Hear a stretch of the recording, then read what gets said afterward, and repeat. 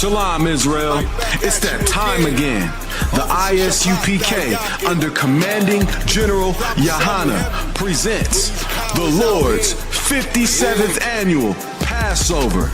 That's right, the Lord's 57th Annual Passover, April 4th, 2026, in Houston, Texas. All Black, Hispanics, and Native Americans are commanded to observe the Lord's Passover. This will be the biggest Passover to date. You do not want to miss this. Fresh lamb, fresh wine, and bitter herbs as commanded by the Most High. Only $200 per person, ages 17 and up. The biggest event of the year. There is only one Passover, and it's under Commanding General Yahana. See you there, Israel. Shalom. Train for war, men of war, and warlike apparel. Prefer our leaders, can't get between us. Watch where you stepping. Call my can't bleed and request me. Just call my can't bleed and request me. Just call my can't bleed and request me. Call my can't bleed and request me. Just call my. From a spark to a flame, it burns bright, like the feeling. Shalom, So, news just in. Costly Array will be the official corsage vendor for the Lord's 57th Annual Passover this year and hopefully to continue in the future. So I thought I would show you mine. I've got mine on the gold setting with the red rose. Obviously the red rose is for married sisters, and this is to let everybody in the room know that you are very much off limits. They also come in the white rose like this, and then there's a few other variations of the red rose. And yeah, I also got mine a little bit customized. I added a K for my husband's initial, but I absolutely love this piece. Like, I wear this piece when it's not the Passover, like. So yeah, I love this down. Obviously, if you want custom orders, if you want to add initials or anything extra like that, you will need to get your order in early. I'm talking like today early. But yeah, see you guys at the Lord's 57th Annual Passover. Shalom. From a spark to a flame, it burns bright, like the feeling when you finally got my name right. Like a star in the dark, you provide light. Yeah, this could turn into something if we align right. I see you trying to change your life cause you want better. What I'm convinced in 6 months better is together. A story written for the ages, so in this short time, let's be open books. Explore pages like, are you down through all the changes? Jah finds out I'm an Israelite. I lose weight.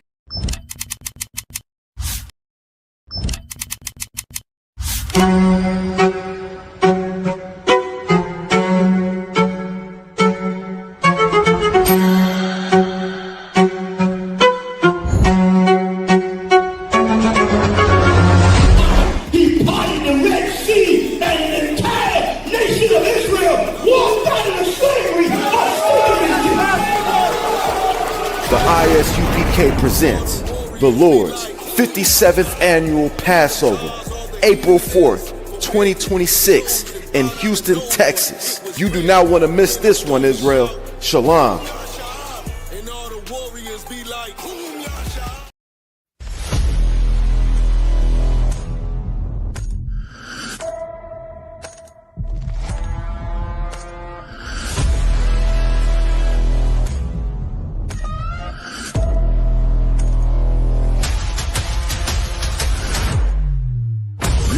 ISUPK under Commanding General Yahana presents the official itinerary for the 57th Annual Lord's Passover. Kickoff.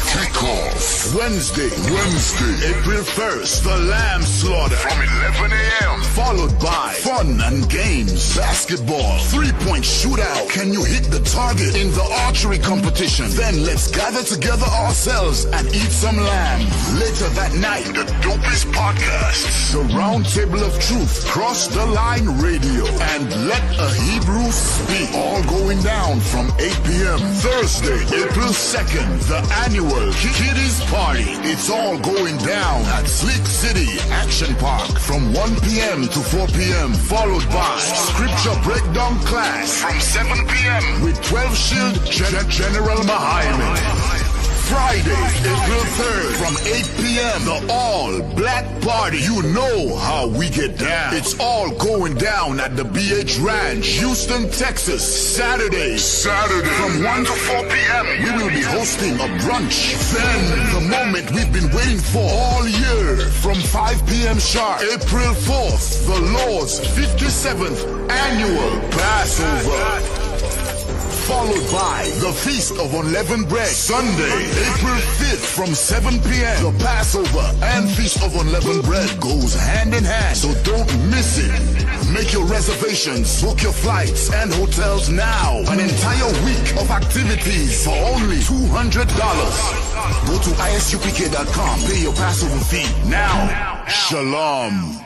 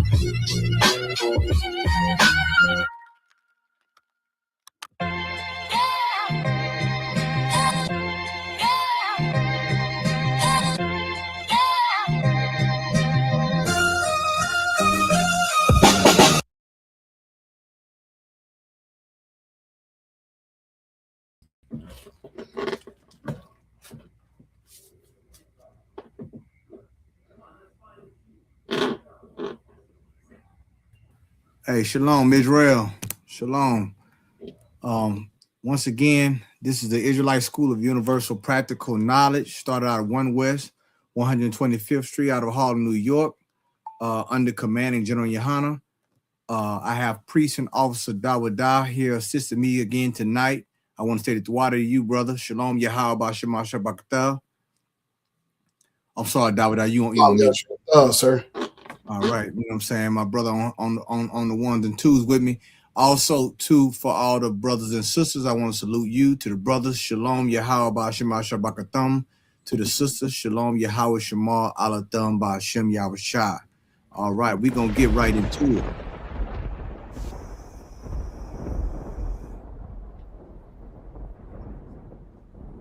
We back at it again, UPK, yours truly. Okay, you know, now we leading up to the Passover, so we got to have these types of conversations and these classes just to make sure that everything is clear. You understand? Not saying it wasn't clear before, but we want to double down on these things, if you understand what I mean. All right. So now I don't believe we had any questions from last class, or did we, Dawadah? Any questions that got left over or sent, anything like that? Sir.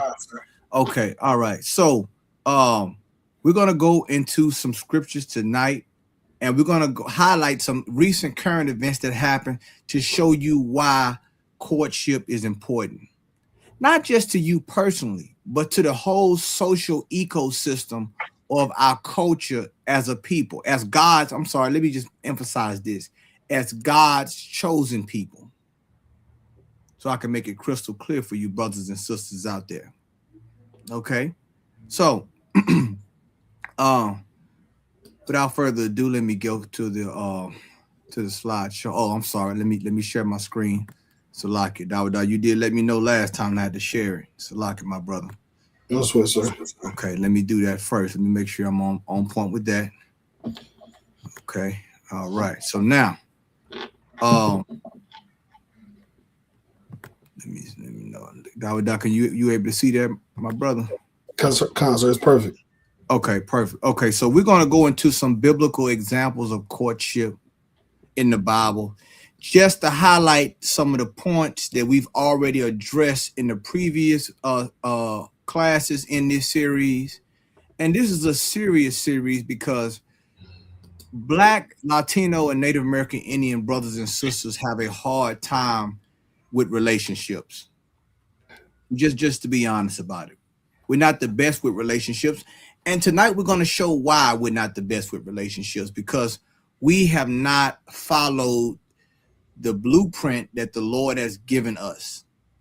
All right. We didn't follow the blueprint that the Most High Power gave to our forefathers. See, they didn't have these types of problems that we're having now, because they had a certain method of doing things that God gave us that made sure that the marriage stayed intact. Not that the marriage wasn't going to have any problems, I'm sorry, I'm going to use the word challenges. Not that the marriage wasn't going to have any challenges, but this courtship, the courtship aspect of it, it eliminated a lot of it from the get here. Okay, so we're going to move on. All right. Let's start with Isaac and Rebecca. Okay, let's go to Genesis, the 24th chapter, if you will, my brother. God, one concert. Read this entire chapter, and we're going to highlight some points just to let you know that everything that we previously covered is biblically sound. Everything that the UPK stands on is biblically sound. You understand? Undisputed.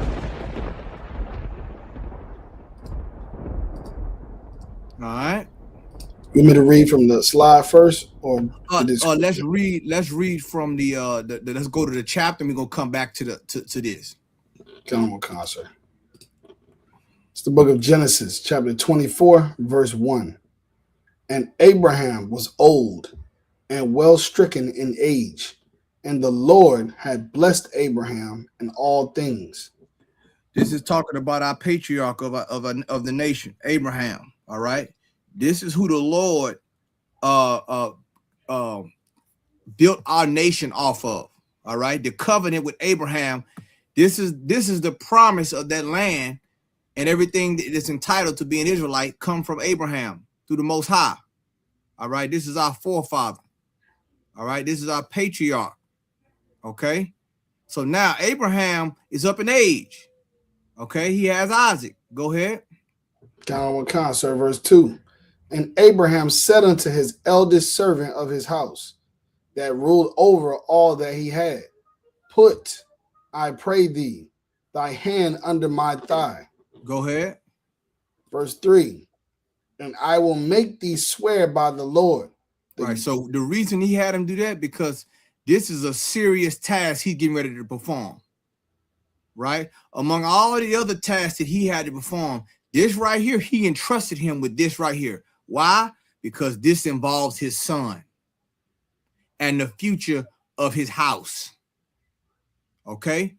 Go ahead, my brother. Come on, sir. The most high power of heaven and the most high of the earth, that thou shalt not take a wife unto my son of the daughters of the Canaanites, among who I dwell. You see that? So he's telling this servant I'm not gonna let my son take a daughter, even though they around me, they close by. The Canaanites are close by, they in close proximity. But I'm not gonna let my son marry the daughters of a Canaanite. So what do we have here? We have preference. Huh? Sir. He's making the son not making a decision. This is the first tier of the vetting process. My son not gonna marry no daughter of no Canaanites, among whom I dwell. Go ahead. Come on, sir. Verse 4. But thou shalt go unto my country and to my kindred, and take a wife unto my son. You see that? He's telling him. What does that mean? He's not marrying outside of his race. See that? If it was about, it don't matter who you can be with, why is he saying this? Because Abraham knew something that the Lord showed him. Do you understand? This is how you know the Lord was dealing with Abraham. And this is wisdom. Why? Because another woman of another race is outside of our culture. Another man, African, if a woman try to marry, one of our sisters try to marry an African, it's outside of our culture. Not something we're supposed to do. The Canaanites were Hamites. Keep going, my brother. Down with sir. Verse 5. And the servant said unto him, peradventure, the woman will not be willing to follow me unto this land. Must I needs bring thy son again unto the land from whence thou camest? Go ahead. Verse 6. It's like verse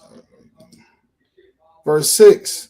And Abraham said unto him, beware thou that thou bring not my son thither again. Go ahead. So he's talking about the transport of his son. Go ahead. Verse 7. The most high power of heaven, which took me from my father's house and from the land of my kindred, and which spake unto me, and that sware unto me, saying, unto thy seed will I give this land, and he shall send his angel before thee, and thou shalt take a wife unto my son from thence. You see that? You understand that, right? So he's telling him the angel is going to guide him, right, in this process. So meaning this, he's saying right here, the Lord God of heaven took me from, he's talking about how he got took from his father's house, right? From the land of his kindred, right? And the Lord told him he gonna give this land unto his seed. Okay, go ahead. Come, sir. Verse 8. And if the woman will not be willing to follow thee, then thou shalt be clear from this my oath. Only bring not my son thither again. Right. So meaning this, the son not going. You get what I'm saying? The son gonna stay with me. I want you to go carry out this order. All right. If she's not willing to go, you free from this oath. Y'all see that, right? So Abraham has strict instructions on how to deal with this situation. And he wanted his eldest servant, his most trusted servant, to carry this out. And the servant gave his word. Go ahead. Now, once again, we still talking about court now. Huh? This is the arrangement. He's getting everything together here. Okay. Go ahead, my brother. Verse 9.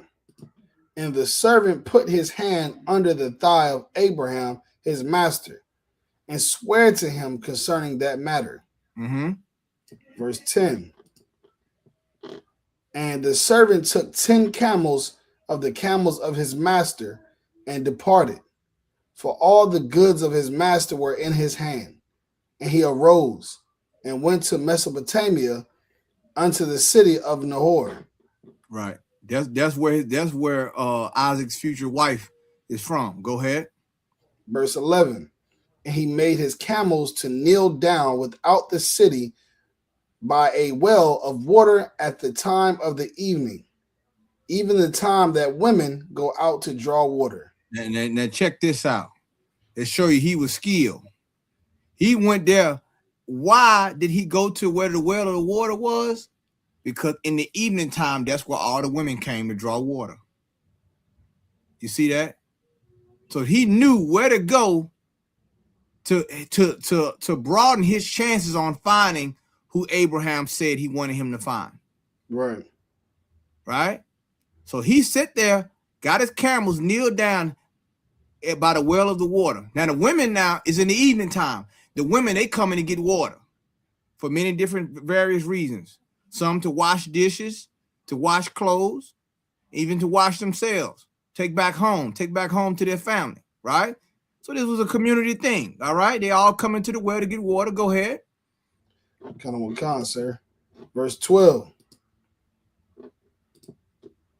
And he said, O most high power of my master Abraham, I pray thee, send me good speed this day, and shew kindness unto my master Abraham. He's praying to the Lord that he able to carry out his oath unto Abraham. Go ahead. Verse 13. Behold, I stand here by the well of water, and the daughters of the men of the city come out to draw water. Mm-hmm. Verse 14. And let it come to pass that the damsel to whom I shall say, let down thy pitcher, I pray thee, that I may drink. And she shall say, drink, and I will give thy camels drink also. Let the same be she that thou hast appointed for thy servant Isaac, and thereby shall I know that thou hast shewed kindness unto my master. So what now? So check this out. This is what he asked the Lord to show him with this woman. He said, this one, I'm gonna let down my pitcher, and this woman is not only gonna give me something to drink, she also gonna offer to give my camels something to drink as well. Let's go back to the slide, Dawada. Come on, sir. So, I'm going to come back and forth so I could just highlight a few points for you brothers and sisters. So we can establish on the first point, Abraham's preference was provided for his son. All right. He wanted a daughter of his own nation, which is biblically sound, which is the law. Right. Okay. He didn't want her to he didn't want his son to marry outside of his race. That's the first thing. Number two, Abraham's servant knew the time and place the women would be. That has to do with strategy. He knew where the women were. He knew what kind of woman that he was supposed to be looking for his master's son. He was there. The third point, Abraham's servant asked the Lord that kindness be her characteristic of identification. Meaning, Lord, if this woman is the right woman, let her characteristic be kindness. You see that? This is how one of our forefathers and foremothers, this was the process of them unifying. This is our history. This is our culture here. He didn't say, man, let her be a bad joint, man, with a BBL and some double D cups and all this other. He didn't say all that. He wasn't that thirsty. Right. What did I say? He wasn't looking for a thirst trap, since we're talking about the water at the well. Come on, sir. Let kindness be her characteristic of identification. That is how I'm going to know this woman here is the right one for Abraham's son. We can go back, my brother. Come on. Verse 15. And it came to pass, before he had done speaking, that behold, Rebekah came out, who was born to Bethuel, son of Milcah, the wife of Nahor, Abraham's brother, with her pitcher upon her shoulder. So as soon as he got done saying, before he even got done speaking, Rebekah showed up, right? Go ahead. Verse 16.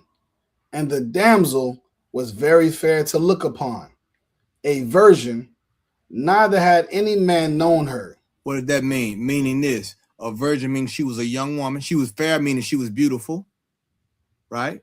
She was a virgin, meaning young. We know it according to the Compact Bible Dictionary, right? That virgin is a young woman of maritable, unmarried woman, a young woman married or unmarried of marriageable age. Okay, so she was. So it says she's a virgin. Then it says neither had any man known her, meaning what? She has never laid with a man. Right? She has never laid with a man. Right? That's what that means. Okay, so y'all understand she was beautiful, a young woman, and no man had known her. No man, when it said known her, that's old Quaker English for meaning she haven't had sex. Okay? You haven't been with a man. Go ahead. Come. And did I read that part already? And she went down to the well and filled her pitcher. Mm-hmm. Came up. Verse 17. And the servant ran to meet her and said, let me, I pray thee, drink a little water of thy pitcher. Mm-hmm. Verse 18. And she said, drink, my lord. And she hasted and let down her pitcher upon her hand and gave him drink. No, I ain't giving you nothing to drink. It's my water. I drew this water. Right. You a man. Why don't you draw your own water? Right. That part. Huh? Mm-hmm. I ain't no. Hold up, David. Hold up now. I'm not gonna get. Can I try to rephrase this? Because maybe in today's term, that would give you my water. Right. Give you what I work hard for? No, No, what does she have? She had kindness. You understand? And the Bible says she hasted. You know what that mean? Hasted? It means she hurried and let down her pitcher upon her hand and gave him something to drink. You understand? What is that showing? This woman here had kindness about her. That's right. You understand? Our foremother had kindness about her, man. She wasn't stingy. You understand? She didn't know the condition of the man, but she just said, look, you ask for water, I'm gonna give you some water. Go ahead. Kind of a concert. Verse 19. And when she had done giving him drink, she said, I will draw water for thy camels also, until they have done drinking. Now remember, the man asked for the first part. He didn't ask for the second. She offered to feed the camels. Remember his prayer. Mm-hmm. Remember his prayer. He said that I'm gonna ask her that she'll give me drink and then give the camels drink. He didn't say, okay, can you get the camels something to drink? She offered and said, you got I'm gonna give the camels some water too. That's important, sisters. That's important. I want y'all to pay attention to that. We're talking about courtship. We're talking about characteristics. This is what gets a woman chose. Like they want to try to say, pick me. Right? This what gets a woman. This is what a righteous man and what the Lord blesses in a courtship. This right here is the qualifier. We're talking about the qualifying things here. Right. Okay. And this servant was wise enough to know what to ask the Lord for. Because this is his master's son. Go ahead. Verse 20. And she hasted and emptied her pitcher into the trough and ran again unto the well to draw water and drew for all his camels. Come on. Verse 21. And the man wondered at her held his peace, to wit whether the Most High had made his journey prosperous or not. Meaning what? He's pondering this. He's like, man, I just asked the Lord for this and this happened. So he's trying to remember this is a critical decision. He's like, man, did the Lord make my journey prosperous or not? Meaning because what? He don't want to upset Abraham. He loved Abraham. Right. This is a chief servant in his house. and he cared for the matter that he gave Abraham his word. So he's now he's wondering like, man, okay, let me hold my peace. Who is this what I think it is? Right. I think I'm almost there. He just got there. He almost about to get excited now. Because he be like, man, I'm about to fulfill my oath this day to my Lord. Go ahead. Gentleman Khan, sir.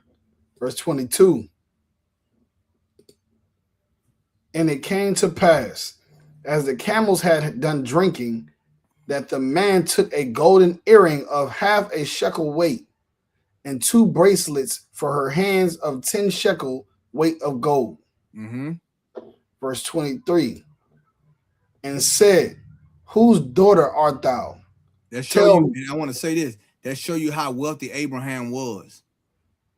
He pulled out them gold and all them shekels and things. He letting you know that this cat here, you know what I'm saying? He's like, okay, if this who I think it is, then I gotta go. I got to meet her family, meet her father. Go ahead.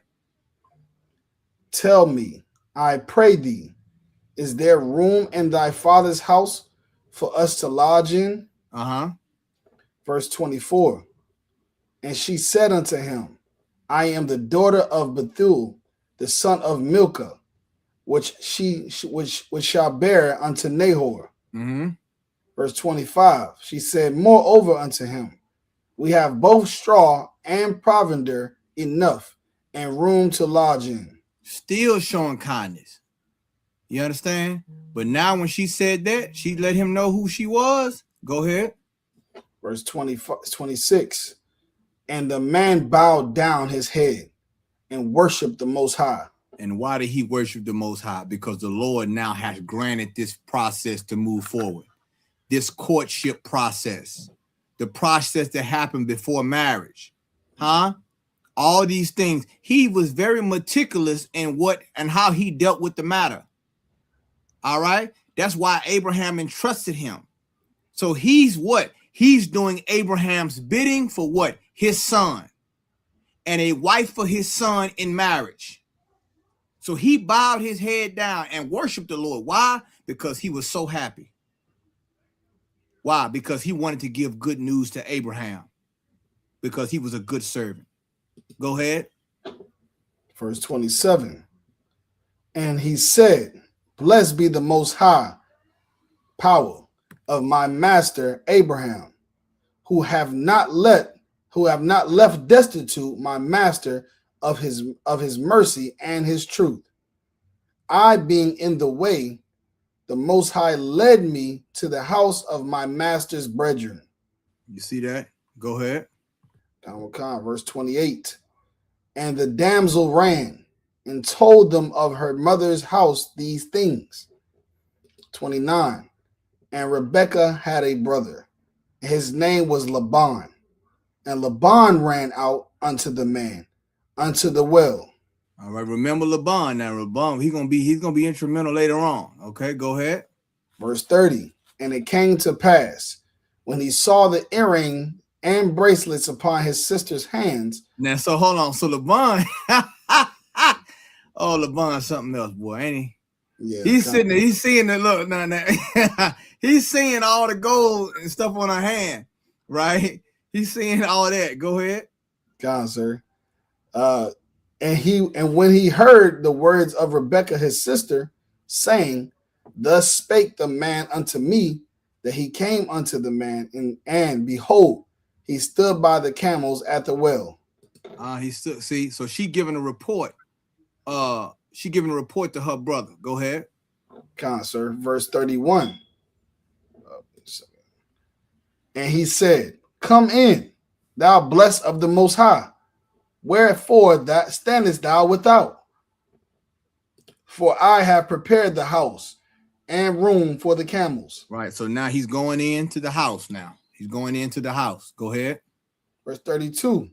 And the man came into the house, and he ungirded his camels, and gave straw and provender for the camels, and water to wash his feet and the men's feet that were with him. Right, that was customary. You know what I'm saying? It washed when we traveled to our neighbor's house, especially from a long distance, because of the sand and dirt and things like that.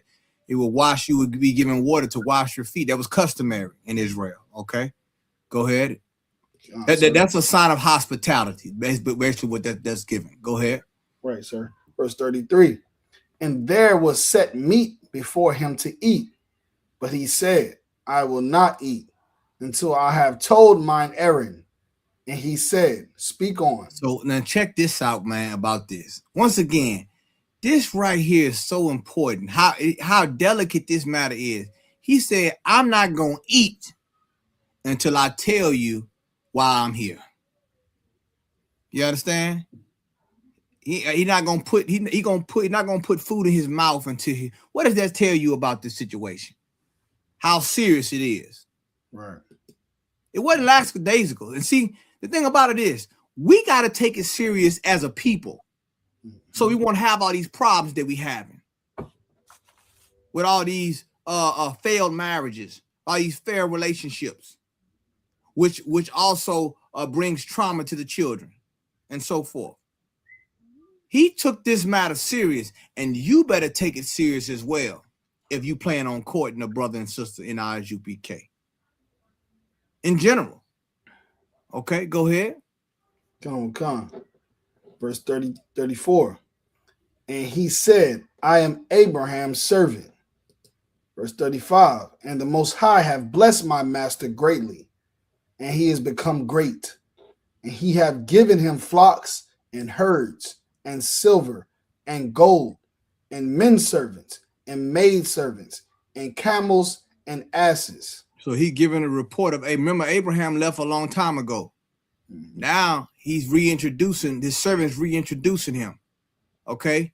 Abraham, your family member, the Lord has blessed him greatly with many of things. Go ahead. So the sister made a comment.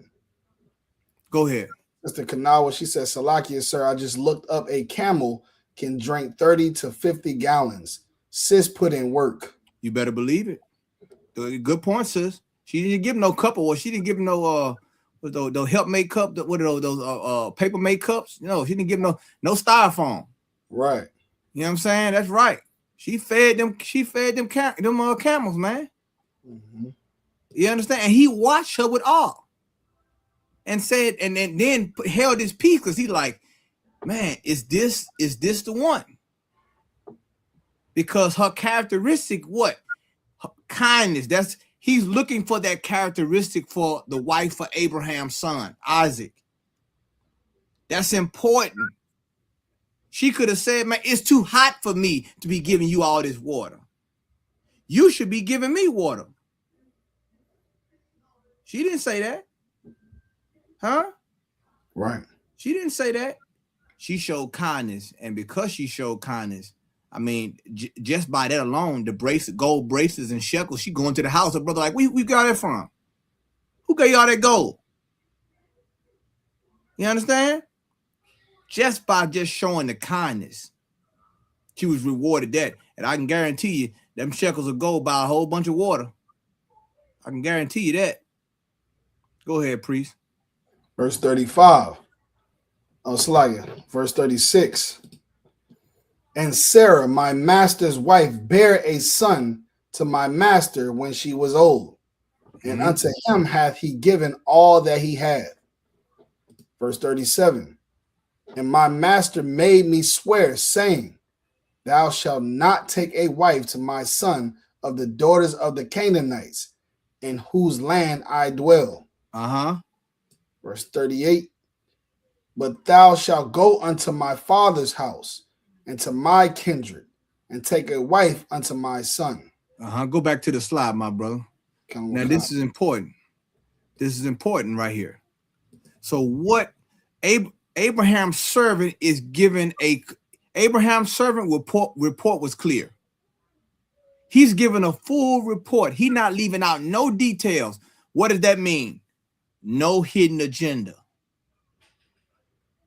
I'm going to say it again. No hidden agenda.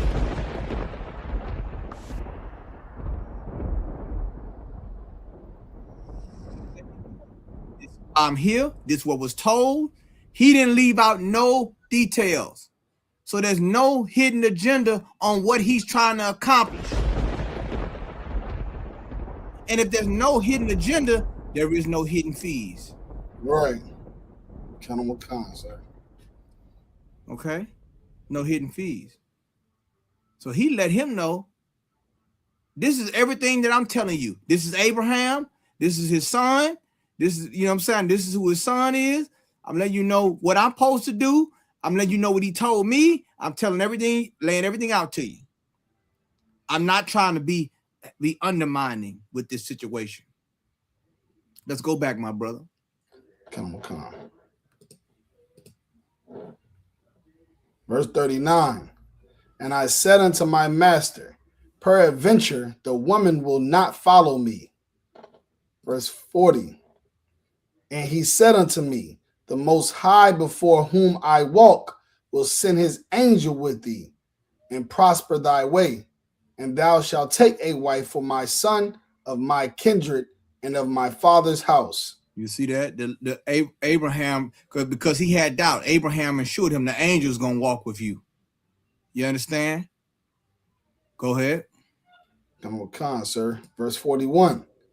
Then shalt thou be clear from this my oath, when thou comest to my kindred, and if they give not thee one, thou shalt be clear from my oath. Go ahead. Verse 42. And I came this day unto the well, and said, O most high power of my master Abraham, if now thou do prosper my way which I go. And listen, he even told him the prayer.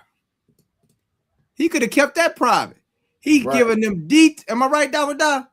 He going detail for detail. I sure wish we'll give some details. I sure wish Israel would do a lot more of that when it come to courting. Giving the details to each other. Giving the details to the general. That's important. I think they call it transparency. That's the word for it. He's making sure the family knows exactly where he stands and where Abraham stands. That's important in the courtship. That's important in the decision-making process. Go ahead, my brother. Come on, sir. Verse 43. Behold, I stand by the well of water, and it shall come to pass that when the virgin cometh forth to draw water, and I say to her, give me, I pray thee, a little water of thy pitcher to drink. Verse 44. And she say to me, both drink thou, and I will also draw for thy camels. Let the same be the woman whom the Most High have appointed out for my master's son. Verse 45. And before I had done speaking in my heart, behold, Rebekah came forth with her pitcher on her shoulder. And she went down unto the well and drew water. And I said unto her, let me drink, I pray thee. And check this out. Now, you know, I don't know, y'all know. You ever seen a whale, man? A whale gets deep. You got to wind that thing. Come on, man. She probably had to use two hands to wind that thing. And then he get up to the top. And as soon as the water get there, can I have some to drink, sis? Now, he watching you. Hold on, let me. I'm trying to make it real, Dawada. God, sir. I'm trying to make it real, Dawada, so they can understand. God. I can't make it no more real than what it is. He watching her do the work. And then after the water get to the tip top, she's like, okay, I finally got it. Excuse me, sir, you mind if I get some of that water? Huh? Oh, God, I'm sir. thirsty. And she said, you know what? No problem. Yes, my lord. Here's some water. And matter of fact, these your camels, I'm going to get the camels water. Huh? See, sometimes a lot of sisters in the world, I'm not talking about in the UPK, because in the UPK, we teach sisters how to show kindness. But a lot of sisters in the world, they don't have this characteristic. And which is why they get overlooked by the right kind of man. Huh? And a lot of times, the brothers in the world, don't know what kindness is and how to look for kindness, so they end up picking the wrong woman. You see? Kindness, selflessness. These are things that pre-qualify you for a righteous courtship. You understand?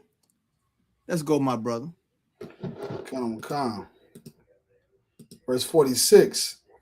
And she made haste and let down her pitcher from her shoulder and said, Drink, and I will give thy camels drink also. So I drank, and she made the camels drink also. Verse 47. And I asked her and said, Whose daughter art thou?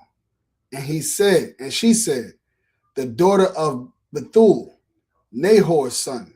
And wait, hold on. Did he ask her? What did he do? Who did he ask Dawadah? He asked her, who's what? Whose daughter art thou? You see that? That's important. That's important for you brothers. Try to find out who's the father or who's her head. In the UPK, who's her camp leader? Huh? Because that's important. Before he went any further, whose daughter art thou? That's important. Go ahead. General Khan. Whom Milcah bare unto him, and I put the earring upon her face and the bracelet upon her hands. He didn't waste no time. Once he heard that there, take these earrings, take these bracelets, they're yours. They're yours. There's a gift. They're a gift. Go ahead. Verse 48. And I bowed down my head and worshiped the Most High and blessed the Most High power of my master Abraham, which had led me in the right way to take my master's brother's daughter unto his son. Verse 49. And now, if ye will deal kindly and truly with my master, tell me. And if not, tell me, that I may turn to the right hand or to the left. See that? After he gave his report, now he's trying to see what they're going to say. Go ahead. Verse 50. Then Laban and Bethuel answered and said, The thing proceedeth from the Most High. We cannot speak unto thee bad or good. They said, well, the thing proceedeth what? From the Most High. What they saying? We're not going to interfere. Because based on your report, this thing came from the Lord. We're not going to speak unto thee bad or good. Go ahead. Khan, sir. Verse 51. Behold, Rebekah is before thee. Take her and go, and let her be thy master's son's wife, as the Most High have spoken. So what has happened now? The family now has given what? Their what? Blessing. Do you see the oversight process? Isaac is not there, right? He's sitting down with the mother and father. Okay, this is a process that has to be worked out from the top. Okay, which is primary. Secondary is coming later on. Okay, so they said, look, the Lord has blessed, the Lord has spoken it. We granting this. This, you know what I'm saying? We're not going, we giving our blessing, basically. Okay, that's what we're doing. Okay, when it says, and let her be thy master's son's wife, meaning what? We okay with this. You know what I'm saying? We bless this. Go ahead. Verse 52. And it came to pass that when Abraham's servant heard their words, he worshiped the Most High, bowing himself to the earth. Once again, he loved him. He loved Abraham. He heard this. This was more good news. You understand? Go ahead. Verse 53. And the servant brought forth jewels of silver and jewels of gold and raiment and gave them to Rebekah. He gave also to her brother and to her mother precious things. What would this be known as? What is this known as, what he's doing here? Does anyone know? I'm going to see how many out there that know about the courtship process, the finalization of the courtship process. What is he doing right here? what is he doing? What is he giving to the family? Huh? Does anyone? I'm gonna see if anybody in the comments know. I want to know if y'all paying attention out there. I'm gonna start giving some homework assignments. I want to know if y'all paying attention, man. I want to see what we getting with this thing. I want to see if brothers and sisters in the UK understand the process. All right. Let me give it a little bit of time. Read it from the top again, my brother. Con, sir. Verse 53. And the servant brought forth jewels of silver and jewels of gold and raiment and gave them to Rebekah. He gave also to her brother and to her mother precious things. You understand? So what's going on here? I think this is sister, maybe, I'm not sure. Zakawakayath. Okay. Was paying a dowry. That's correct. That's correct.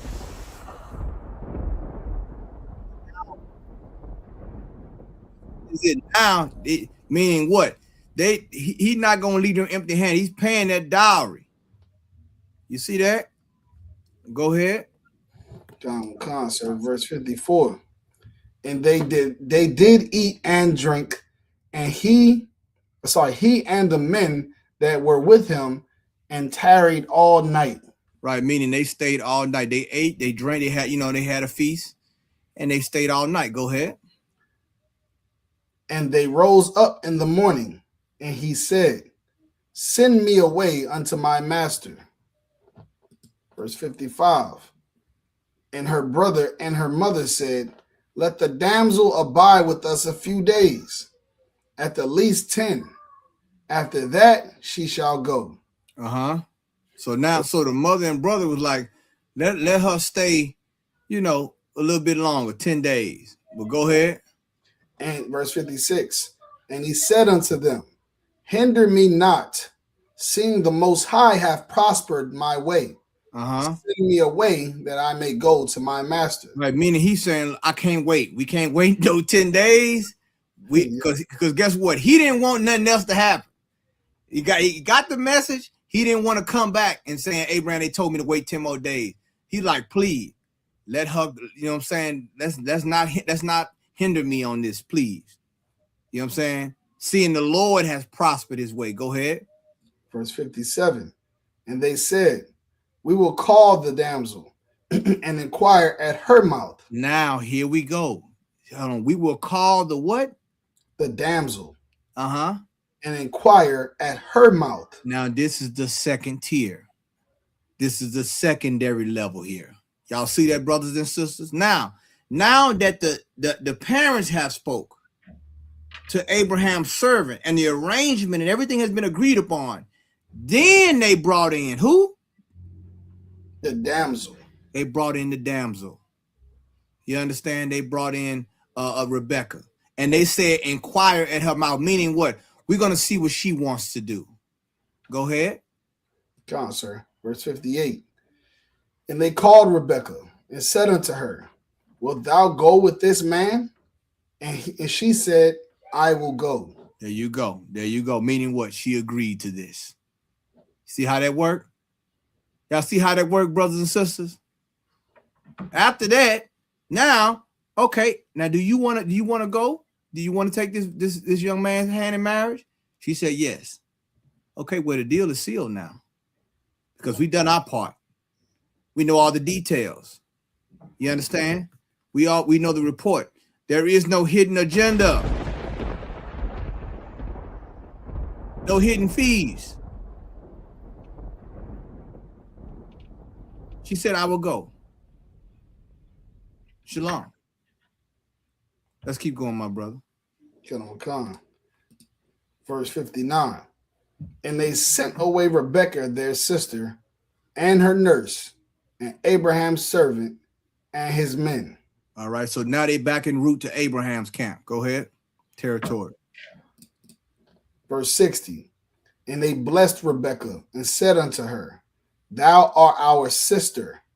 Be thou the mother of thousands of millions, and let thy seed possess the gate of those which hate them. You see that? And not only that, that's a future prophecy as well. Mm-hmm. You understand? Because Abraham, what did it say? Abraham gonna be the father. You know what I'm saying? Like his seed gonna be like the sand of the sea, Right. stars of heaven. You know what I'm saying? Abraham's seed was Isaac. You understand? So we seeing the progenitor of how this thing gonna work. Right. They're blessing her because she's getting ready to be a wife now and a mother. You understand? Go ahead. Down, sir. Verse 61. And Rebekah arose, and her damsels, and they rode upon the camels and followed the man. And the servant took Rebekah and went his way. Verse 62. And Isaac came from the way of the well Lahariel, for he dwelt in the south country. Verse 63. And Isaac went out to meditate in the field at the eventide. Right, in the evening. So in the evening, he out there meditating. Go ahead. And he lifted up his eyes and saw, and behold, the camels were coming. Come on. Verse 64. And Rebekah lifted up her eyes, and when she saw Isaac, she lighted off the camel. She jumped. Well, you know what lighted off the camel mean? Mm-hmm. You understand? Go ahead. Sir. Verse 65. For she had said unto the servant, what man is this that walketh in the field to meet us? And the servant has said, it is my master. Therefore she took a veil and covered herself. Now hold up. Come on now. Now she uncovered herself, Dawada. And covered herself. General Muhammad said something that was so heavy, man. And I still think about it. He said a woman has to be a mystery. Like she covered herself, took a veil and covered herself. What? Meaning what? She know that this is the one she's going to be engaged with. But she still has some what? She still has some chasteness about herself. Huh? To show what kind of woman she was. We talking about one of the mothers of Israel right now. Took a veil and covered herself because she's getting ready to meet her future husband. You understand? Go ahead. Come. Verse 66. And the servant told Isaac all things that he had done. Verse 67. And Isaac brought her into his mother Sarah's tent and took Rebekah. And she became his wife. And he loved her, and Isaac was comforted after his mother's death. And there you have it. He became a comfort to him because his mother just passed away. You understand? He brought her into his mother Sarah's tent, and he consummated what? The marriage. Okay? Do y'all see the process? Do you see how things have to be done? And this has to be done nationwide. Okay? If our people was to follow these process, this meticulous process called courtship, not dating, we wouldn't have the problem that we're having right now. Commander General Yohana has instituted this and made sure that these rules are in place in the Israelite School of Universal Practical Knowledge. And we are supposed to be an example for those who are without the truth. This is very, very important. Okay? Let's go back to the slide, my brother. Come on, sir. Let's do a recap. Okay, so now we got Abraham, Genesis chapter 24, the 24th chapter. We're talking about Isaac and Rebekah's courtship. Abraham provided a preference from the beginning, which was for his son, meaning the type of woman his son would be able to marry, to engage with. He gave his orders to the servant. The servant knew the time and place the women would be. Okay? The servant also asked the Lord that kindness be her characteristic of identification. How will I identify her? I asked the Lord to show me that she's kind. The Lord showed him that. You understand? At the well. Okay. Next, Abraham's report was clear to the family. He let them know who sent him, why he was sent, and his goal. There was no hidden agenda. There was no information, even down to his prayer. It was no information withheld when it came to this courtship. No hidden agenda, no hidden fees. Okay. The next point. After the family of Rebekah agreed to the terms, they asked Rebekah what she desired as well. Remember, I brought out earlier in the earlier classes that it's a two-tier vetting system that we have in the Israelite School of UPK. Your camp leader or your camp leaders or generals will what? Will let you know if you are qualified to court based on what? Your work ethic, your characteristic, all those things are important. Who you are as a person in this school will let them know if you are willing or if you are able to court in the courting process. This also applies for brothers who have daughters and sons. Is your job to do exactly what was done here. To make sure everything is done in decency and order. You can hold that scripture right there, Dawid. Put that to the side, in decency and in order. Because I want y'all to understand there's an order to this. And organization makes it organic.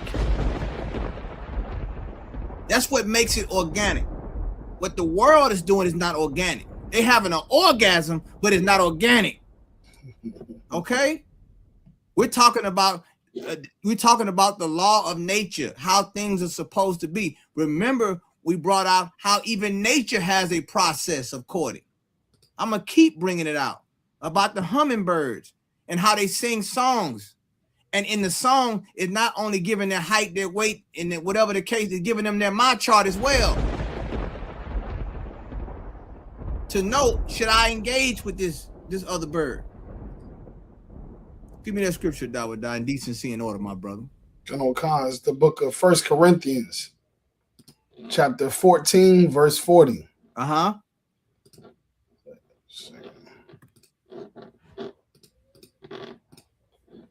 Let all things be done decently and in order. I love this right here.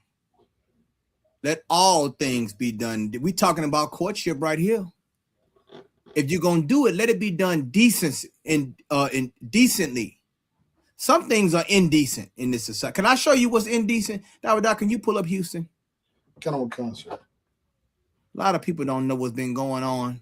But I've been following a lot of things came across my desk.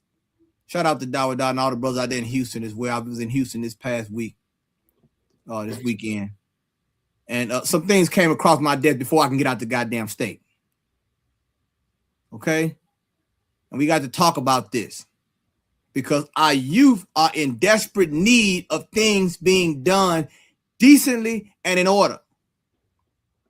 And because we have strayed away and forsaken the oracles of the Lord, we are having the problems that we having today.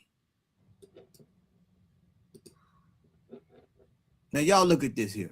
Dawid, you can read it for him and tell him what it said. Kind of, sir. It says, let me pull this up. It says, first day in Houston, hashtag. And they already posting they one night stands while they sleep. You see that? First day in Houston, sister right here sleep. You see that? One night stands. Now, it's so bad, and I don't even know if we can play some of this, but it's so bad. Now imagine her father or her cousins and them gonna see this. Imagine the shame that you bring to your family. Now people in your neck, wherever you from, they're gonna say, oh, I know who that is. And some of these women were in a relationship. Some of these women, these young girls, were already in a relationship. You see this? All these things going on. This is what we have failed to. Because there is no self-restraint, there is no self-respect. Look at this here. You're posting the one-night stands. And this is going on during spring break. Am I right, Dawda? Spring break concert. Yep. In Houston. Now, I ain't got to tell you if there was a courtship process, but because it wasn't a courtship process. You should see some of the comments. This is what's going on with this is the future of our nation.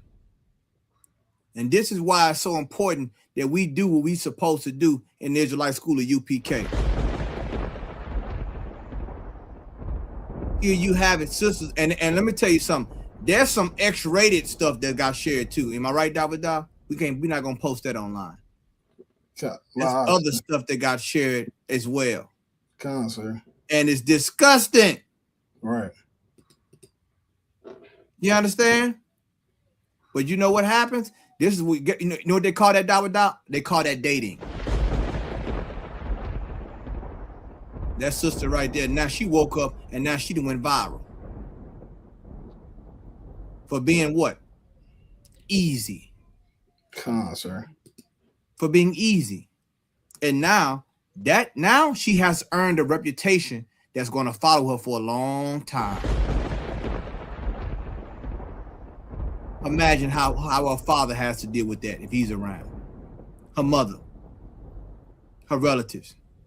Courtship is important because this process is important because what? It kept honor with the family. It kept the family honor intact.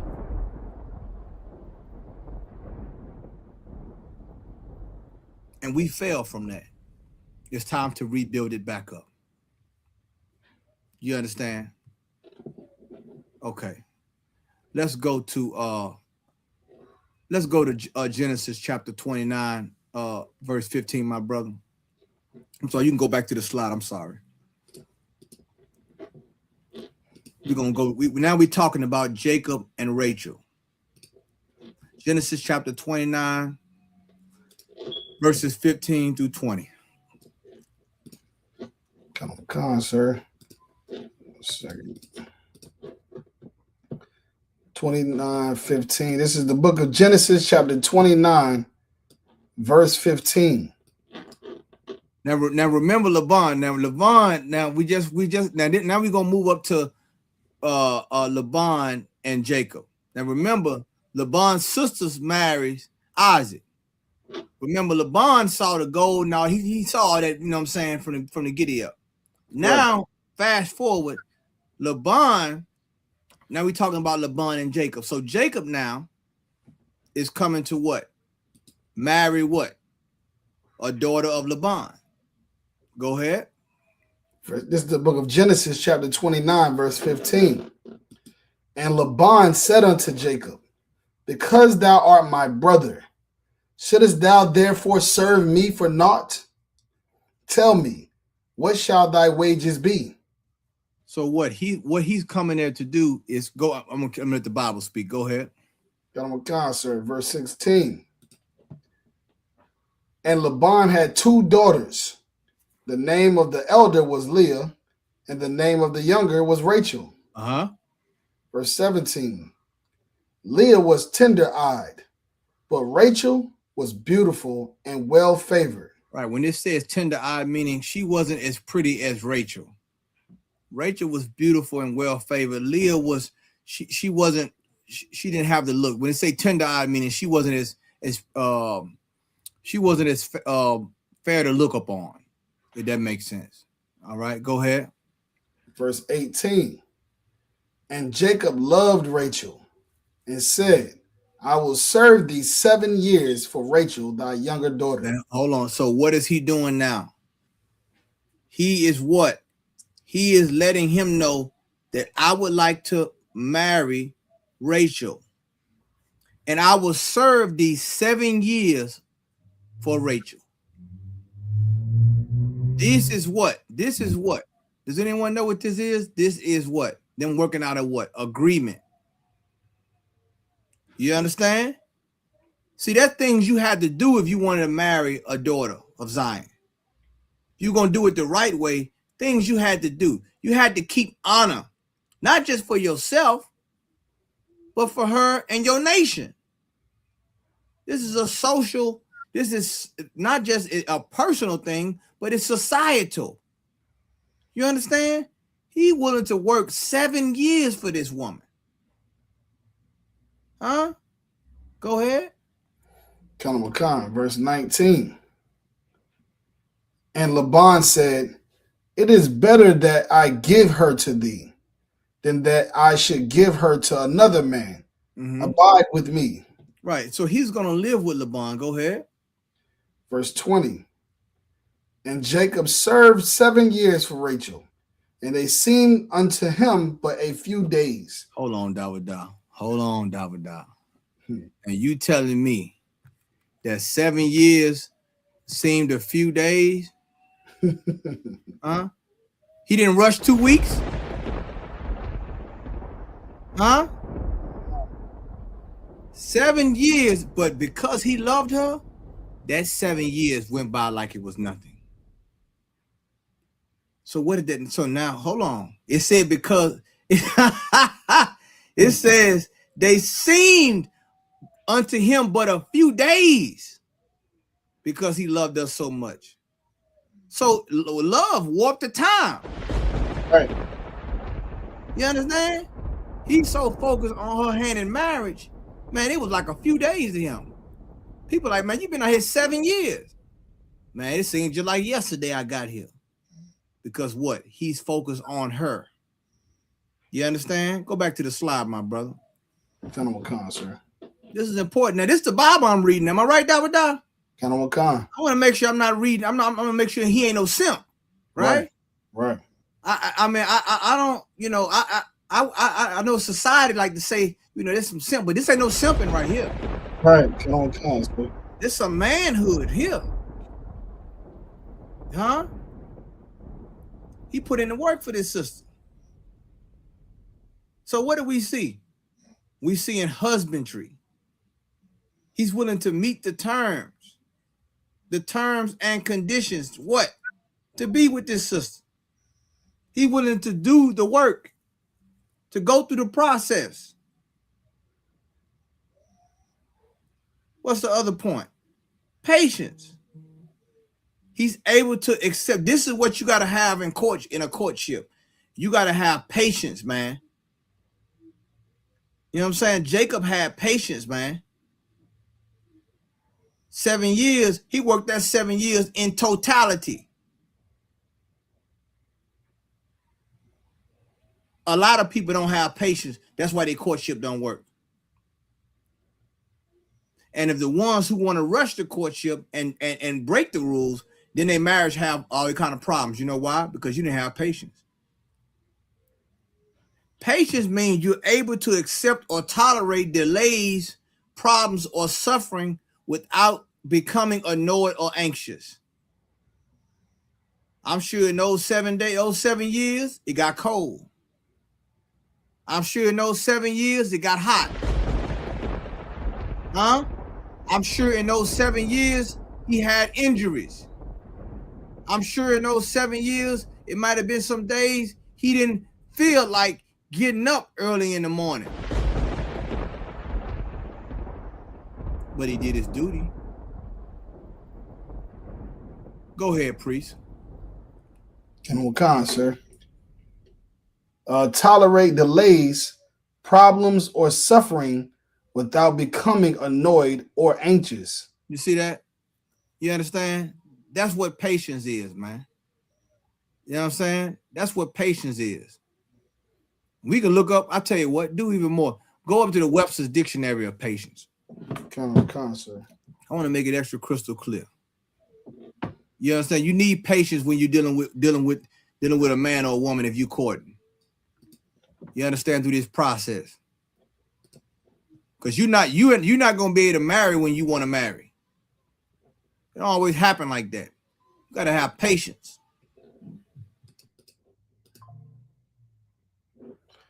This is a Webster's Dictionary definition of patience. It says the capacity or habit or fact of being patient. Well, let me see. You want me to just go to patient or? Yeah, I'm sorry. Go to patient. I'm sorry. Okay, kind of a concern. Enduring pains or trials calmly or without complaint. You see that? Also, acting with calm. Acting with calm or restraint under provocation or strain. You see that? Enduring pains, trials calmly without complaint. You understand? That's what you got to have. You need this not only in a courtship, you need it in a marriage. That's right. Which one? This is the prerequisite. Okay, let's go back to the scripture, my brother. Kind of a con, sir.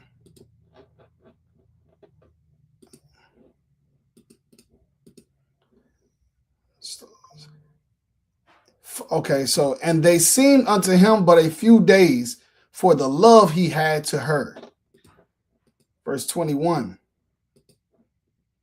And Jacob said unto Laban, give me my wife, for my days are fulfilled, that I may go in unto her. Meaning consummate the marriage. Go ahead. And the 7 years is like the dowry, just so y'all know. That's like the agreement. Now, it could have been whatever the agreement is. That's who the father or the camp leader or the general works out with you, the man. Okay, that right there, that can vary.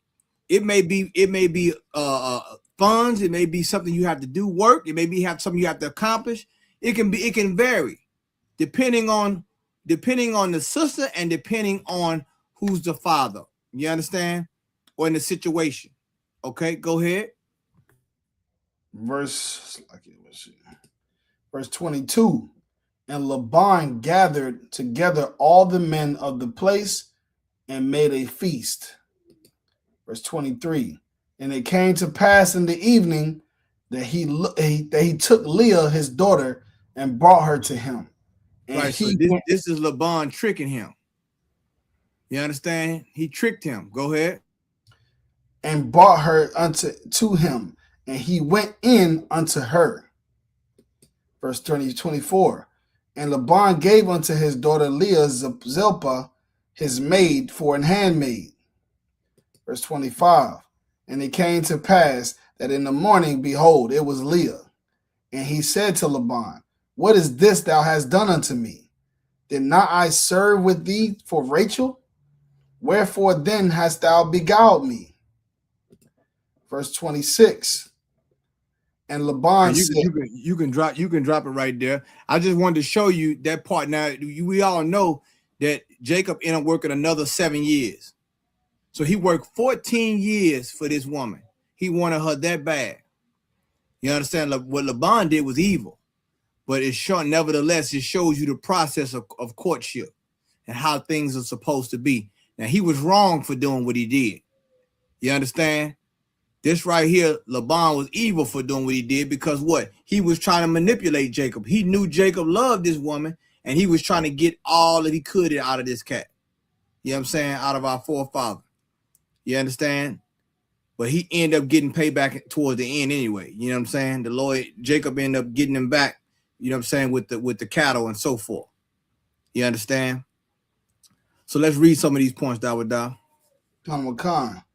Oversight, rules, restrictions. There you go. Oversight meaning what? You have to have somebody in charge. You have to have somebody to make sure the integrity of the courtship stays intact, the integrity of the woman and yourself.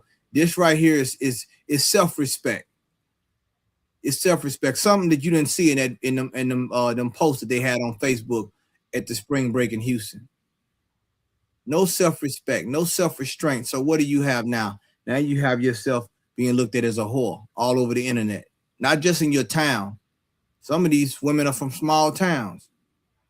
Now, not only the pastor gonna see it, everybody gonna see it. Not that the pastor's somebody important, but everybody gonna see your grandmother. They're gonna tell her about it. See how shameful that is, man. You gotta make sure, man. We gotta make sure we trying to live righteously. And we ain't in the time to be just doing whatever the hell you want to do. We in the serious times, brothers and sisters. If you want to get in a marriage, go through the process. Don't just jump into bed with somebody. Go ahead, read on, my brother. Get on with Khan, sir. In verse 26, in Laban, you can drop the scripture. I'm sorry, the bullet oh, point. it's like commitment, a state of quality of being dedicated to a cause, activity, etc. You see that? Jacob was dedicated, man. He was dedicated to the cause. He knew what he was trying to accomplish, and guess what? And you're gonna need that. This is what you're going to need in a marriage. Commitment. You got to be dedicated to each other. You understand? You got to see it through the good times and bad, man. You can't be just right here doing whatever the hell you want to do. You understand? There's rules to this thing, man. I like a lot of brothers say it's levels to it. Yes, levels and it's rules. Come. A lot of people think it ain't no rules. You could be far from the truth. There's rules to this. There'll be rules if it was your daughter. Hold up. Right. If it was your daughter, there'd be rules, wouldn't it? So why not treat this sister the same way as if it was your daughter? You understand? That should change your perspective on how you deal with sisters. You understand? Because would you want a man just to deal with your daughter any kind of way?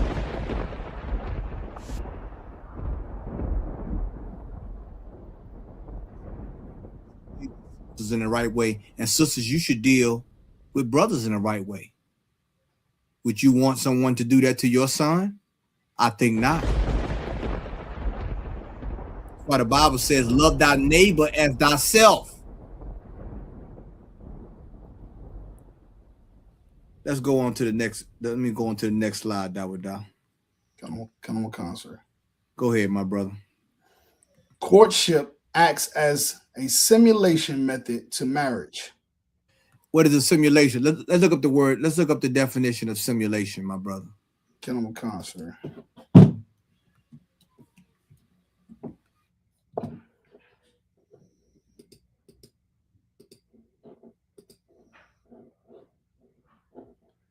It's the definition of simulation out of the Webster's Dictionary. It says here, the act or process of simulating a sham object or counterfeit. I'm not sure. The imitative representation of a functioning of one system or process by means of the functioning of another. Type in simulate. Let's see what that if that gives us a better one. Come on, concert. To give or assume the appearance or effect of, often with the intent to deceive. Go ahead, go down. To make a simulation of something such as a physical system. Okay, that's more like it. The physical system. Okay, so meaning this, the simulation is like, it's almost like a testing phase.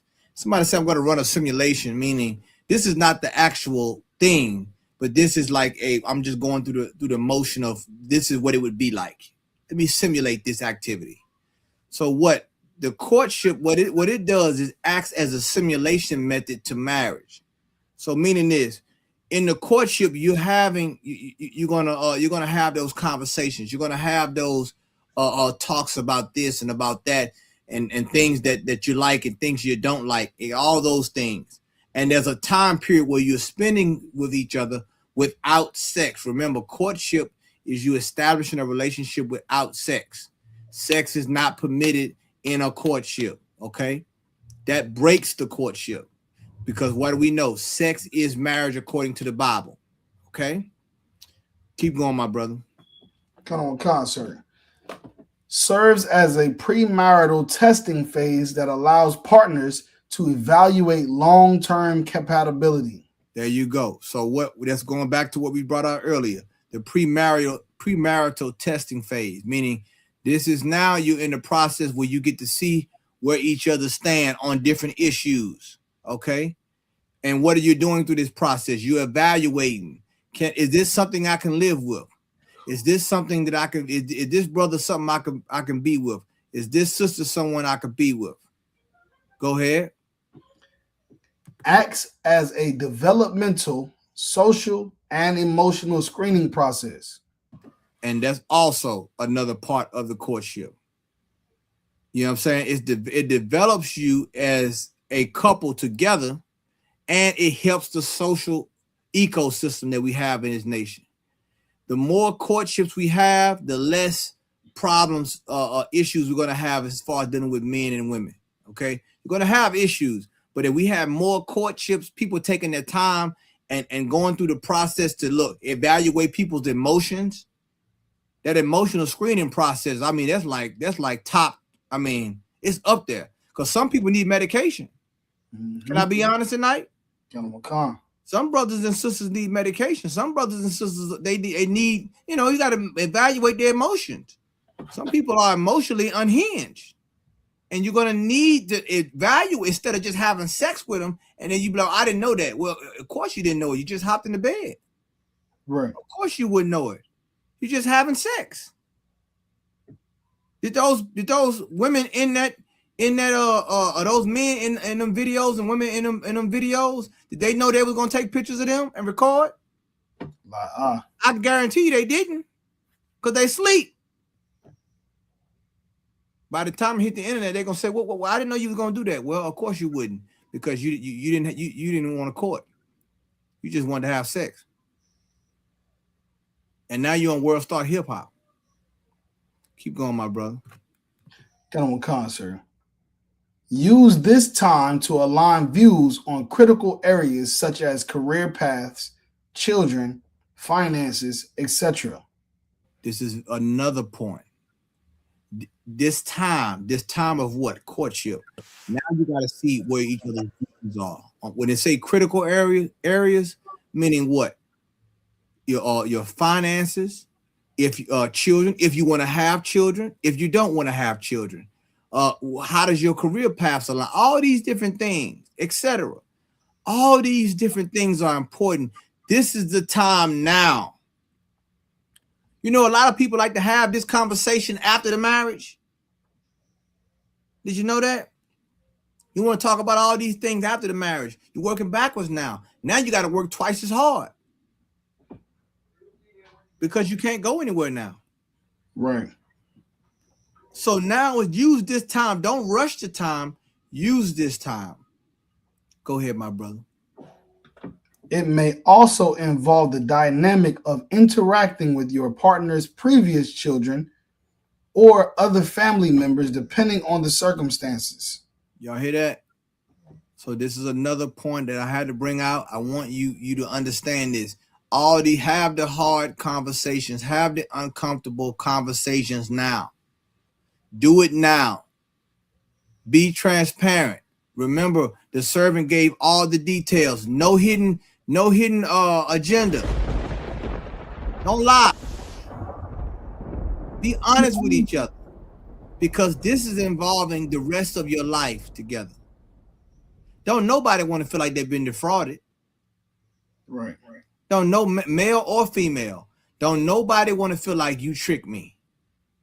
You said this in the courtship and you changed it up. Don't do that, because the Lord sees it and he will not bless your marriage. Okay? You in the truth, speak the truth, live the truth. You understand? This is important to all you brothers and sisters that plan on moving into a courtship or solidifying your courtship in marriage. Now, Doc, can you pull up the other one about how the teen girls back in the day used to wear certain symbols and things, or the collars and things like that? The one I sent you. Come on, sir. Okay, all right. So let's go to show you these were white girls, of course, but this is just shows you how they were back then, and how every culture has a process of courting, or to show that a woman or a woman is available. Can you scroll up to the top, my brother, and read that for me, Baba Kashal? Khan. It says 1953's big teenage fad was wearing a dog collar on your ankle. And this is how you know it was white women. I never heard no black woman wearing no dog collar. Okay, right. Go ahead. By 1953, teenagers were coming into their own as a cultural phenomenon, and they brought some unusual fads. One being girls wearing dog collars as anklets. The fad was described as early as 1944. The basic code was established then. A girl wore the collar on her left ankle if she was single, and on her right if she was going steady. But it wasn't until 1953 that the fad broke. Dog collar fashion spread, though the rules often changed. In Akron, the left ankle was for a girl going steady, while in Dallas, teenage girls in deeply committed relationships wore their dog collar on the right ankle. Girls everywhere, however, wore the collars over their white socks. On some occasions, boys attached their watch chains to the collar during a slow dance to prevent anyone from cutting in. Teenagers developed even more elaborate codes around the collar, and a 1953 Chicago Tribune article showed just how complex it could get. There, Bobby Soxers adorned their collars with nail heads and silver bells. They also added color to the mix. A red collar worn on the left ankle indicates that its wearer is in love and going steady. Green indicates that the girl is willing to date. A tan leather anklet says, I don't really care if I have to have a date or not, while a black one mourns. It's all over. We aren't going together anymore. You see how these things are, how culturally, how these things are in other cultures, and how people look at a courtship and if a woman is available, which is why, going back to the ISUPK, which is why this Passover, man, that your sisters that's single, that's available, you're gonna have a white corsage on. And the sisters that are married, you're gonna have a red corsage on. But we don't do wear the dog collars. You understand? But we have a more traditional and more upstanding way to show when a woman is available or not. You understand? But I wanted Dawada to read this just to show you. Now you think about today's turn with our youth. This is why it's so important that they come into the Israelite School of UPK, because we have to get back to us being a nation. We have to get back to us being in order, in decency and in order. Can you get me the scripture, Dawada, where it says, seek the old path? Come on, sir. We gotta make sure that we are on the same page, brothers and sisters. You understand? We got to make sure that we're serving the Lord and doing what God said to do. Otherwise, we're gonna keep having these problems like what's happening at spring break, not just in Houston, but all over the United States.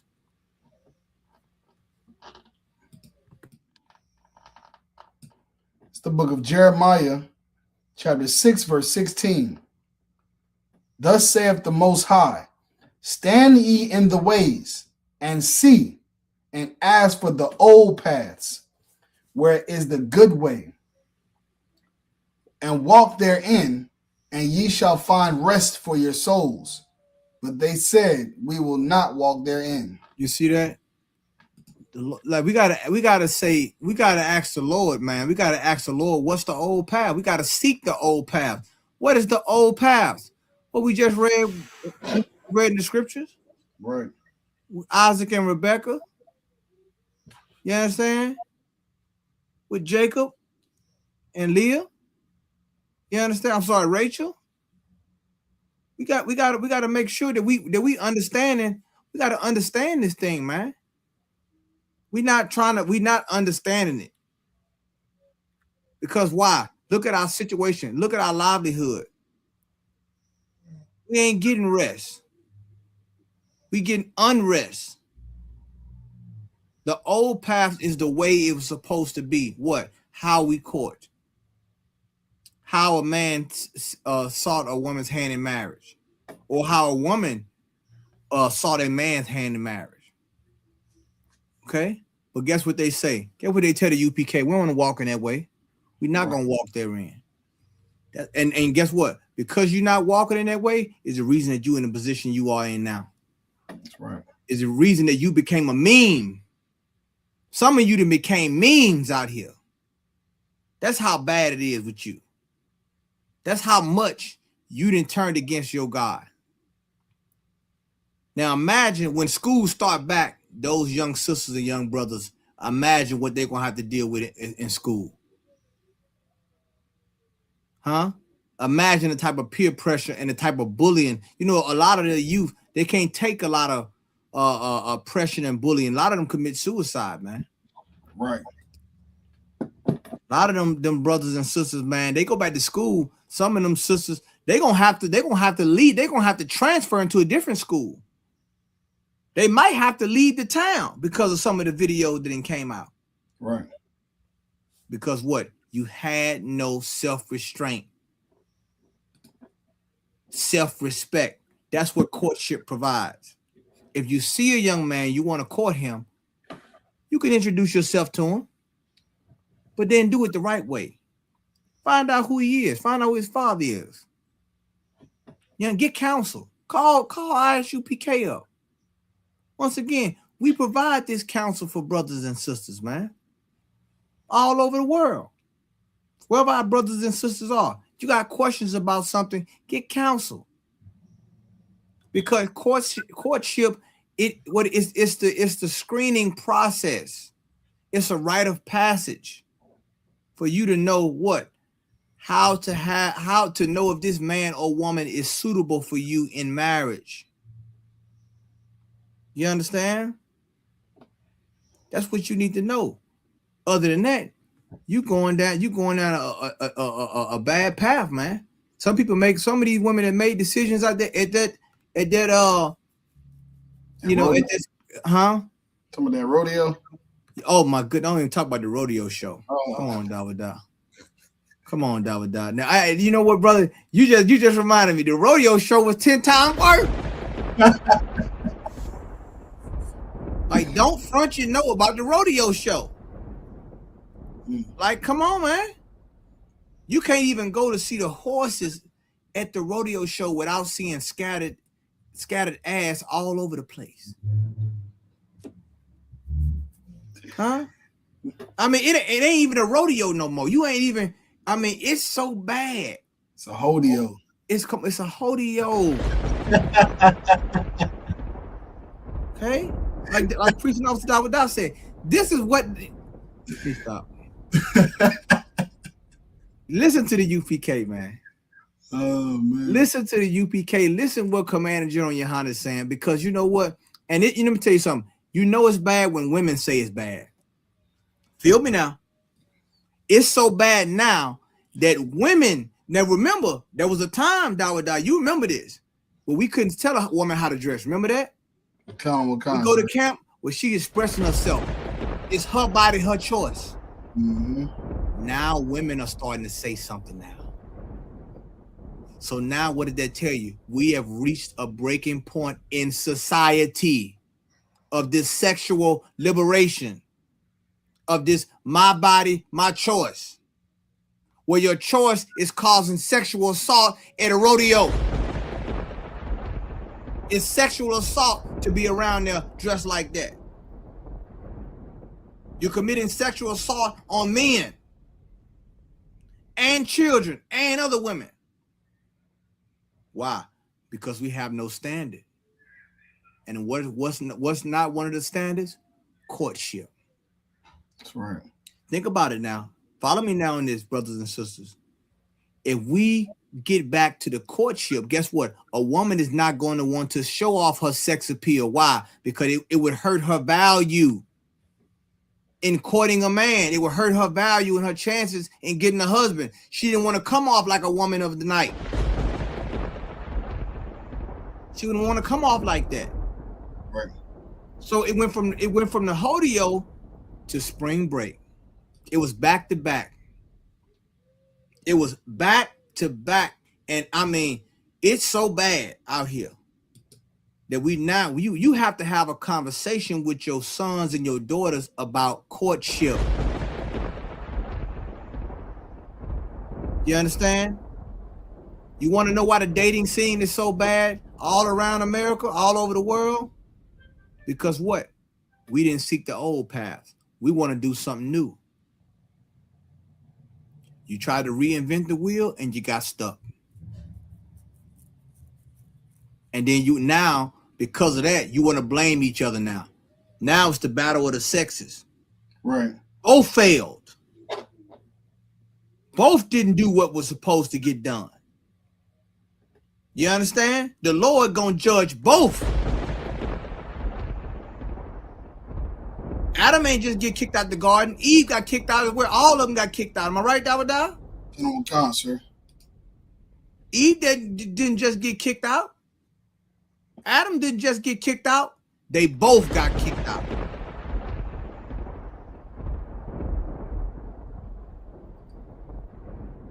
It's time to settle this.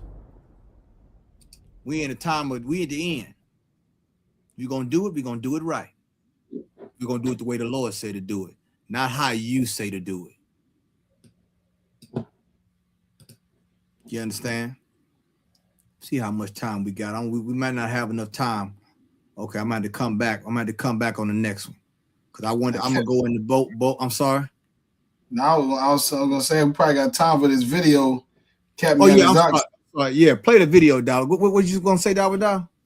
Kept me at the Zoc sent me a video. He down from Houston, so he sent me a video. We were just talking about how the rise in like sexually transmitted diseases and and how like 1 out of every 3 person has a disease. That's how common it is getting down there.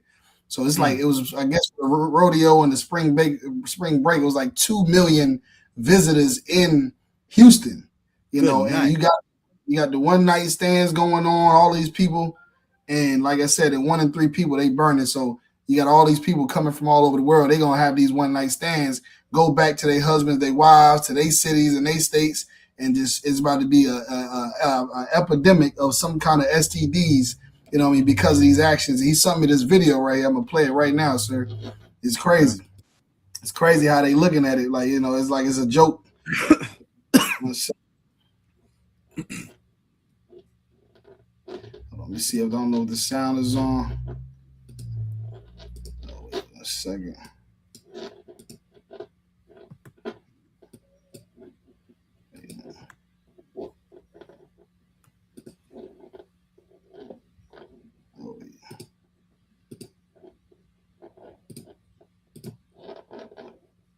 Are you able to hear it, sir? Yeah, right now. We don't leave. Yeah, I can hear it.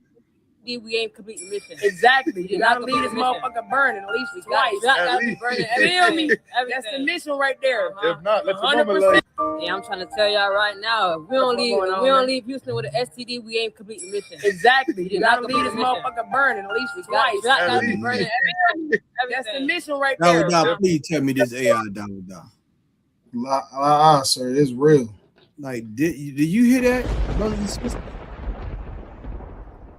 Dawada just said it's not AI. So meaning your goal is to get an STD. Your goal is to be out here burning. And not just you burning, you want to burn other people. Let me tell you something about courtship. Courtship is what you need to save your lifeline. Right. That's what you need. And I know a lot of young brothers out there, because I was young before too. I was 18. I wasn't always just, I was 18 before. And I know how it is when you have your testosterone. I know how it's same thing with you sisters out there. You out there, you're going through your hormonal changes, and you know, you want to do all, but you better understand, you better have some restraint about yourself, and you better understand and control yourself out here. Don't be out here trying to sleep with everybody. You shouldn't be sleeping with nobody. Why? Because you ain't going through the courtship. All the STDs, and let me tell you something. When you start to have so many types of STD, they start to morph into other things. You understand? Say virus, man. So we got to deal with this, man, the right way. The next class, I'm gonna go into Boaz and Ruth. Okay, we're gonna get into that because I want to show you the dynamics of this thing, man. Ain't no way of getting around it. You understand? What they should be doing in Houston is coming to the Passover and saying what way the Lord wants us to live. So it's going down in Houston right now, all kind of evil that's going on. And they putting it out online like it's a joke, but it's not. But you know what? You got to blame the parents. You got to blame who's their parents, huh? That's the first thing. That's the first thing the servant Abraham said. Who's your parent? Who's your father? That's what we got to start asking these kids. Who your father is? Who your mother is? What's their name? What city they in? They let you carry on like this? You understand? Like this can't be going on because guess what? We out here being destroyed, man. And we destroyed because we are led by our lust. A person that don't want to go do it the right way is led by their lust. And your lust will always destroy you if you let it take over you. Priest and Officer Dawadah just showed the video, man. What's it going to be, brothers and sisters? You want to date or you want to court? Courting is way much safer, and it's ordained by the Lord.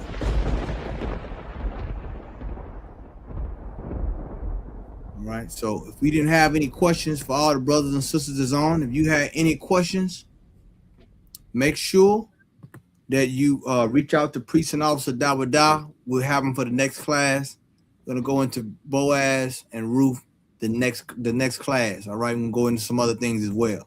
All right, we got like 2 or 3 more classes before the Passover, and we're going to wrap this thing up, man. But I want to make sure brothers and sisters understand you have the right mindset if you want to enter into a courtship. You want to have the right mindset before you enter into a marriage. This is very, very important.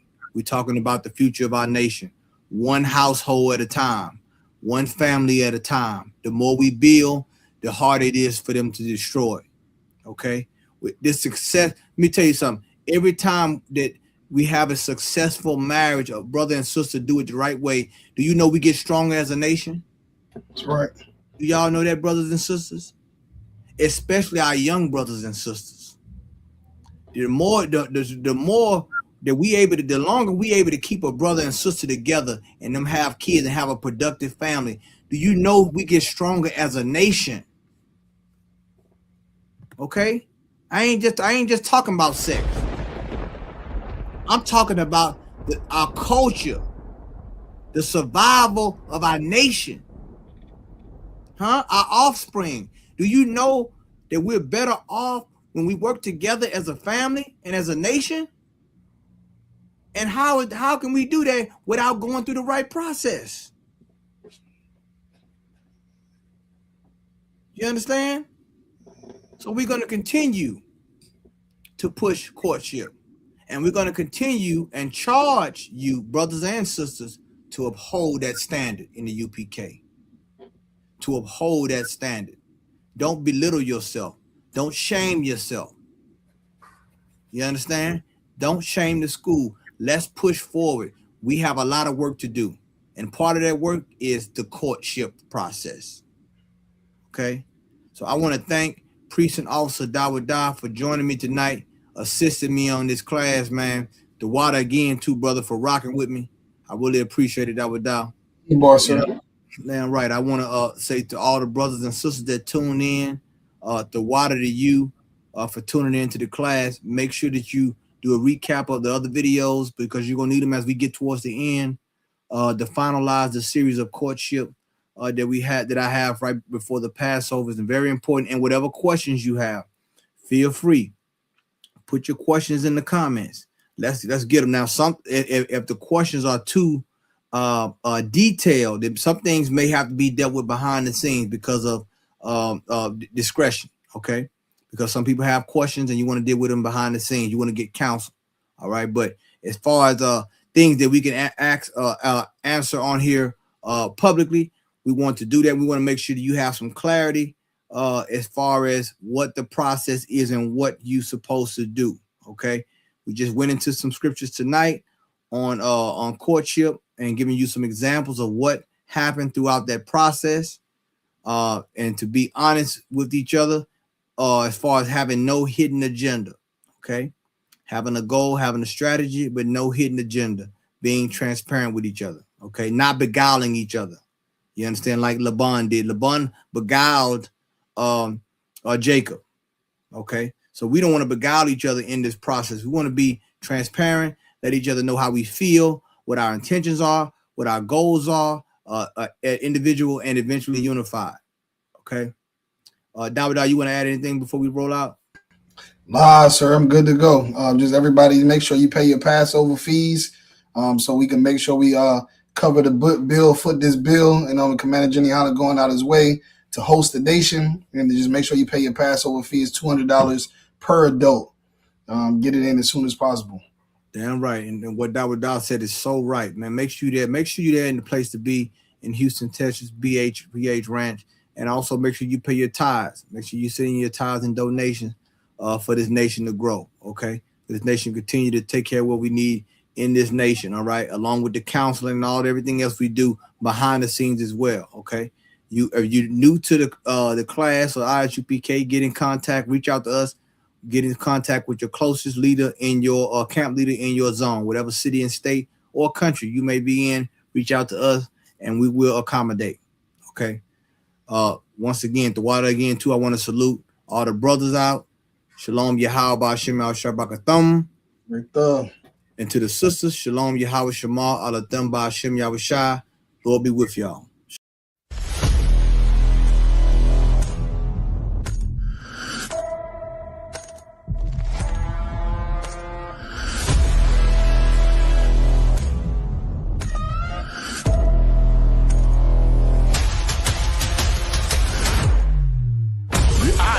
UPK under Commanding General Yahana presents the official itinerary for the 57th Annual Lord's Passover. Kickoff. Wednesday, April 1st, the Lamb Slaughter from 11 a.m. Followed by fun and games, basketball, 3-point shootout. Can you hit the target in the archery competition? Then let's gather together ourselves and eat some lamb. Later that night, the dopest podcast, the Round Table of Truth, Cross the Line Radio, and Let a Hebrew Speak. All going down from 8 p.m. Thursday, April 2nd, the annual Kiddies Party. It's all going down at Slick City Action Park from 1 p.m. to 4 p.m. Followed by Scripture Breakdown class from 7 p.m. with 12 Shield General Mahayman. Friday, April 3rd from 8 p.m. the all-black party. You know how we get down. It's all going down at the BH Ranch, Houston, Texas. Saturday from 1 to 4 p.m. we will be hosting a brunch. Then the moment we've been waiting for all year from 5 p.m. sharp, April 4th, the Lord's 57th Annual Passover. Followed by the Feast of Unleavened Bread. Sunday, April 5th from 7 p.m. The Passover and Feast of Unleavened Bread goes hand in hand, so don't miss it. Make your reservations, book your flights and hotels now. An entire week of activities for only $200. Go to isupk.com, pay your Passover fee now. Shalom.